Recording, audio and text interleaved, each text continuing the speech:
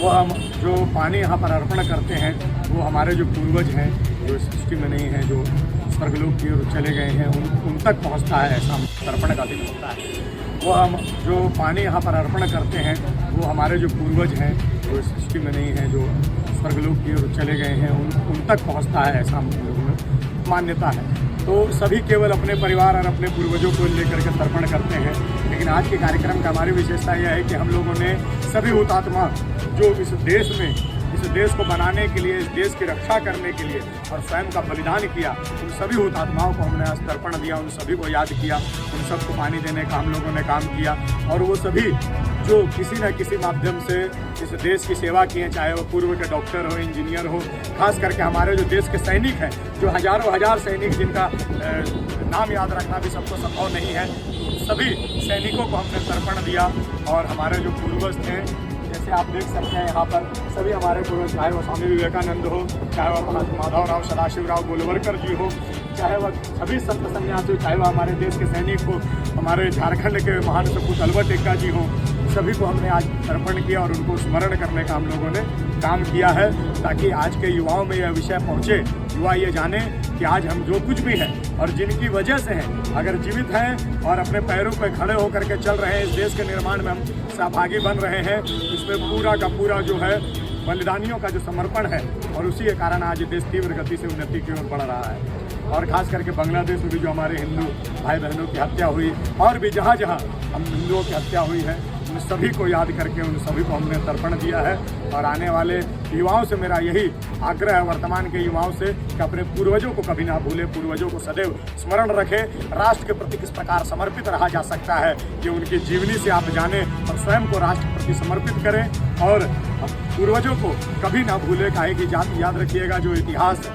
पढ़ा हुआ रहता है, जो इतिहास जानता है, वही भविष्य बदलता है। तो इतिहास भूलने वाला वस्तु नहीं है, और इसका सबसे बड़ा उदाहरण हमारे ये सभी हुतात्मा हैं, जिनका आशीर्वाद से आज हम लोग।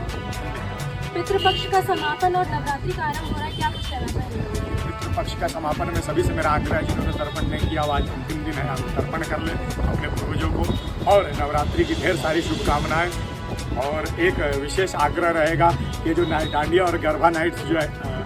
आयोजन करवाते हैं लोग, वो किनके द्वारा किया जा रहा है, वह सनातनी है कि नहीं, इस बात का जरूर ध्यान रखें। इसका दुरुपयोग करने वाले कालनेमी मानसिकता वाले जो लोग हैं, कालनेमी का मैं प्रयोग इसलिए कर रहा हूँ क्योंकि जैसे कालनेमी पूर्व के राक्षस लोग अपना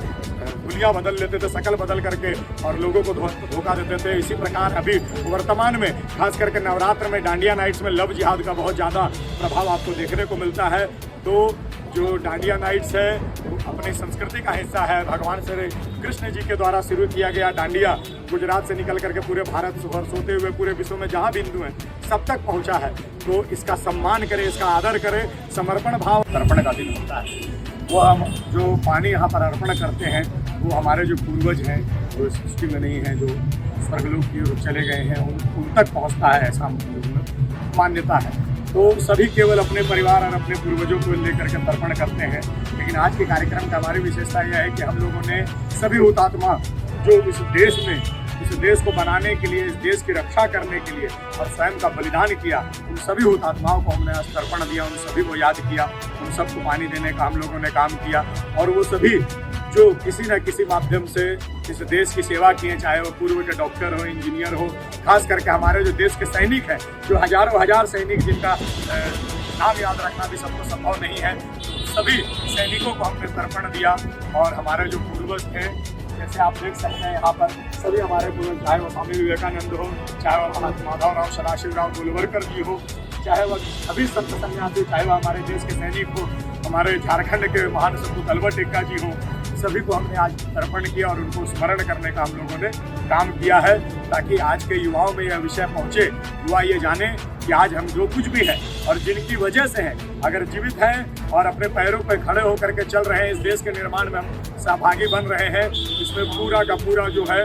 बलिदानियों का जो समर्पण है, और उसी के कारण आज देश तीव्र गति से उन्नति की ओर बढ़ रहा है। और ख़ास करके बांग्लादेश में भी जो हमारे हिंदू भाई बहनों की हत्या हुई, और भी जहाँ जहाँ हम हिंदुओं की हत्या हुई है, उन सभी को याद करके उन सभी को हमने तर्पण दिया है। और आने वाले युवाओं से मेरा यही आग्रह है वर्तमान के युवाओं से कि अपने पूर्वजों को कभी ना भूले, पूर्वजों को सदैव स्मरण रखें। राष्ट्र के प्रति किस प्रकार समर्पित रहा जा सकता है ये उनकी जीवनी से आप जानें और स्वयं को राष्ट्र के प्रति समर्पित करें और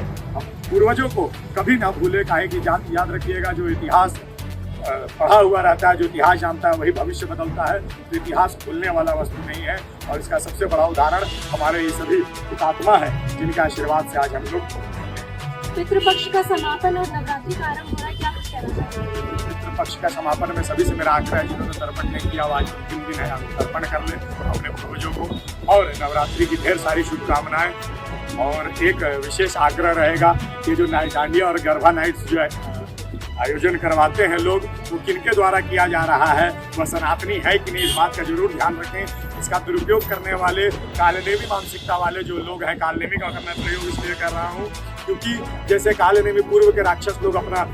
हुलिया बदल लेते थे, शकल बदल करके, और लोगों को धोखा देते थे, इसी प्रकार अभी वर्तमान में खास करके नवरात्र में डांडिया नाइट्स में लव जिहाद का बहुत ज़्यादा प्रभाव आपको देखने को मिलता है। तो जो डांडिया नाइट्स है अपनी संस्कृति का हिस्सा है। भगवान श्री कृष्ण जी के द्वारा शुरू किया गया डांडिया गुजरात से निकल करके पूरे भारत सोते हुए पूरे विश्व में जहाँ भी हिंदू हैं सब तक पहुँचा है। तो इसका सम्मान करें, इसका आदर करें, समर्पण भाव